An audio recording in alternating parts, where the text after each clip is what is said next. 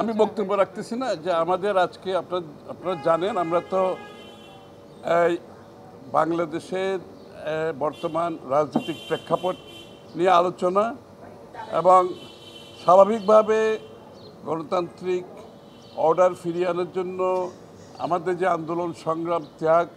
এটাকে বাস্তবায়িত করার জন্য আগামী নির্বাচনের মাধ্যমে বাংলাদেশে একটা গণতান্ত্রিক প্রক্রিয়া গণতান্ত্রিক অর্ডার ফিরিয়ে আনার সকলের যে প্রচেষ্টা সেটাকে বাস্তবায়নের প্রক্রিয়া হিসাবে আমরা প্রত্যেকটি দল আমরা সবাই একে অপরের সাথে কথা বলছি। আমরা বাংলাদেশের রাজনীতিতে একটি নতুন সংস্কৃতি দেখি, একে অপরের সাথে কথা বলতে হবে, সংলাপ করতে হবে, আলোচনা করতে হবে। এত বছর যেটা বাংলাদেশে ছিল না সেটা আমরা করতে সক্ষম হয়েছি এবং একে অপরের সাথে সহনশীল হওয়া, অপরের আপনার মতামতকে সম্মান জানানো, ভিন্নমত পোষণ করেও এই নতুন রাজনীতির প্রেক্ষাপটে আমরা সকলের সাথে এই সংলাপে আছি এবং সকলে মতামত দিচ্ছে এবং আজকেও আমাদের সংলাপ হয়েছে।